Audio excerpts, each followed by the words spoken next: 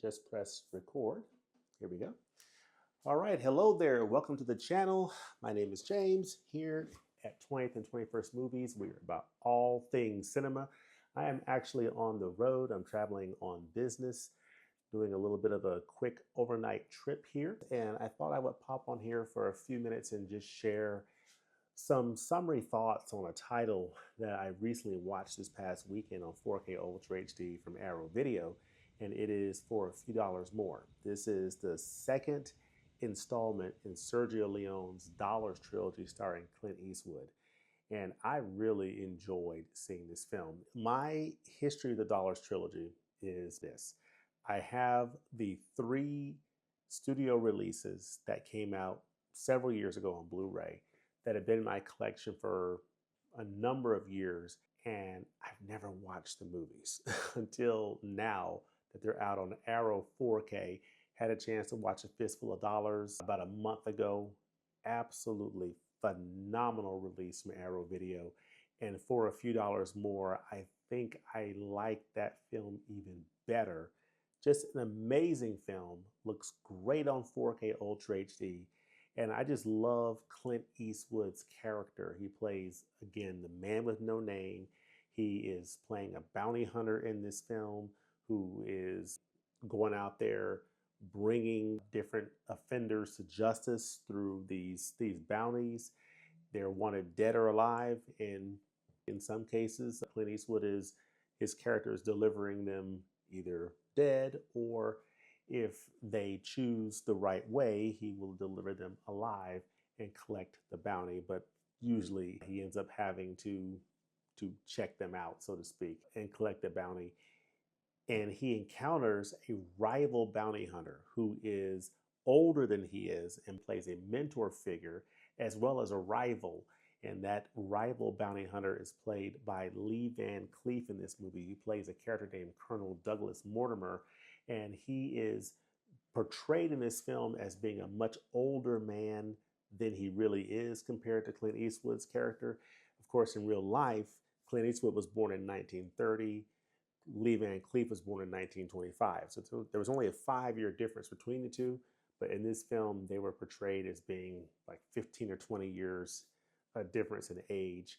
And that set up a dynamic of a mentorship, almost fatherly son type relationship between these two characters, as these two rival bounty hunters are set up to form an uneasy alliance to go after their biggest bounty target to this point, and that is to bring down a character named El Indio, or the Indian, played brilliantly by Jean Maria Volante. Now, Jean Maria Volante was an absolutely phenomenal actor.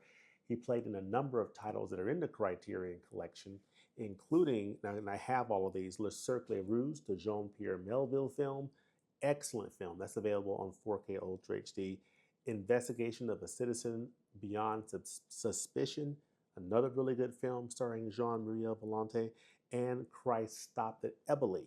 Now, I had a chance to review Christ Stopped at Eboli on Blu-ray as well as Le Cercle Rouge, so definitely check out those reviews on this channel. I'll leave links to those reviews in the description. But yeah, Jean Maria Volante plays an absolutely vicious criminal and killer in this film named El Indio. And as a result, there is a high bounty on his head. And Clint Eastwood's Man with No Name is after him, as well as Lee Van Cleef's character. They're both after this man. And as a result, the two men, Clint Eastwood and Lee Van Cleef's characters, form an uneasy alliance in order to bring him down. And this sets up an absolutely fantastic adventure, seeing these two men go after this prey, if you would. And just overall, I just love Clint Eastwood's character in this film, playing this particular character, the man with no name. He is in this case, a bounty hunter. You don't know anything about his backstory at all. You do get some backstory on Lee Van Cleef's Colonel Douglas Mortimer and ultimately his motivations for going after El Indio in this film. And this is just a fantastic adventure Western that I thoroughly enjoyed. And I think I enjoyed this a little bit more than A Fistful of Dollars, but just great stuff. It looks amazing on 4K Ultra HD. I mean, Arrow is doing some amazing work with these restorations, and their transfers are just top notch. And this transfer looks so good. And it looks amazing on the 4K format. I think the Dolby Vision just does a great job of giving you that extended dynamic range. The colors look really good. I think the way it treats the darker scenes and the lighter scenes in this film treated exceptionally well. And I think that this image, though not perfect, is absolutely phenomenal. And I have no complaints about how it looks on 4K Ultra HD. I also don't have any complaints about the audio. It sounds absolutely fantastic. But the real experience is experiencing that clean picture on 4K Ultra HD for a few dollars more. Just absolutely phenomenal. From a supplement standpoint, I have not gone through all the supplements yet, but I did have a chance to go through a supplement called No One Shoots at the Colonel. That talks about the career of Lee Van Cleef and where he was at his career point when he did this film. He had been out of work for some time, and this was a bit of a revival of him getting back into Westerns on the big screen that Sergio Leone extended to Lee Van Cleef.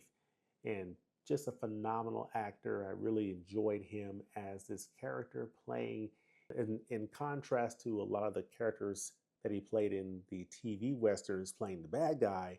Oftentimes, he actually played a good guy in this film, partnering up with Clint Eastwood's Man with No Name. So I think this is a fantastic film. I love the way that it looks on the 4K format.